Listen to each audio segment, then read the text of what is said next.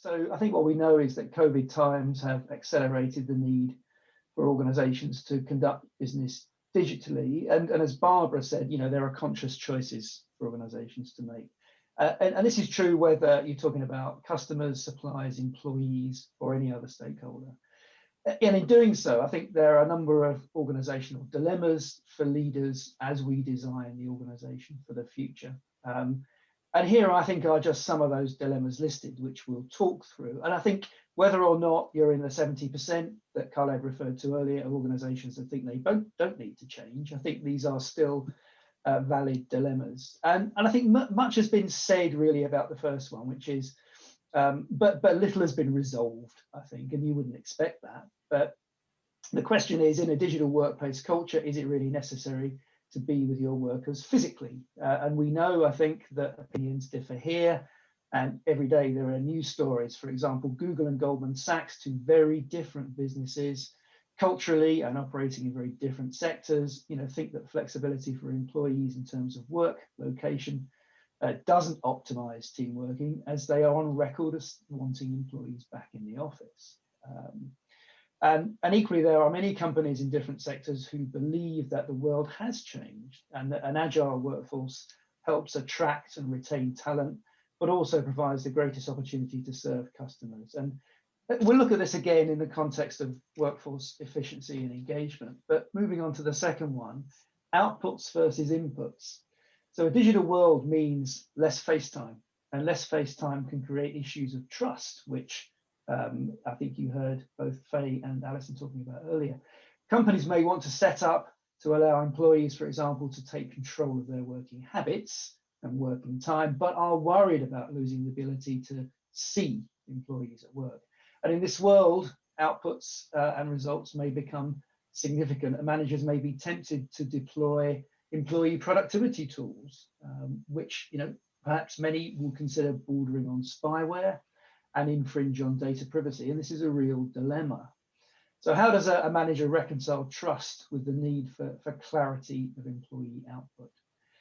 I don't know about you, but organizations I have worked with over the years have never really been satisfied with their performance management processes and systems. And now I think is an opportunity to review those once more and look at how to measure outputs. Third dilemma there is really what I call commoditization versus creativity. And I think it's inevitable with the rise of artificial intelligence that work becomes automated and so commoditized. And the smart employer, to maintain a competitive edge, will look to reduce cost through automation.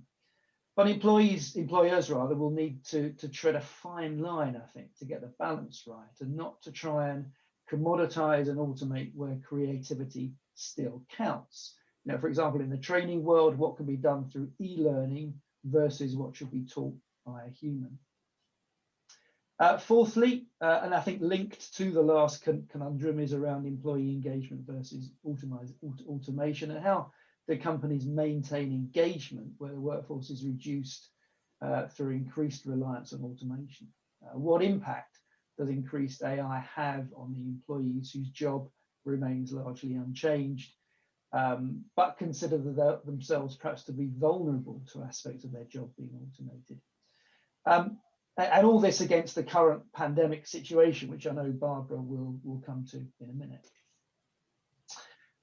Fifthly, flexibility versus permanency, and certainly in the UK, and this is perhaps a separate but related dilemma, we are now entering a phase with IR35, a few weeks post-implementation, where organisations and employees will be challenged on their role design from another perspective, this time tax-driven. And the conundrum is that some workers will feel a loss of flexibility, and organisations may become more black and white in their approach to permanent roles versus contract roles.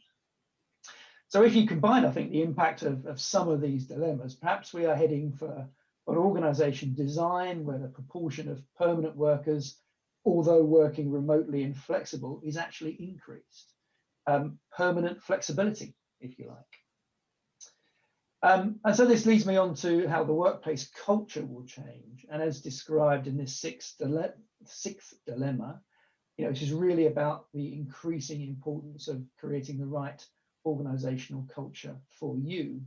Is it time, for example, now to redefine the values in this new world of output-driven, flexible working, which will reflect an increasingly diverse workforce where inclusion is key? And lastly, Barbara will talk in a minute about the challenges and opportunities arising from the pandemic. But before we hand over, one last dilemma, which I have seen most acutely within the last year. And this is the tendency of multinationals to become centralized in their thinking in a crisis, as companies have sought to control the impact of the pandemic. And I'm asking whether this is a temporary change or gives rise to an increasing dilemma of central versus local autonomy.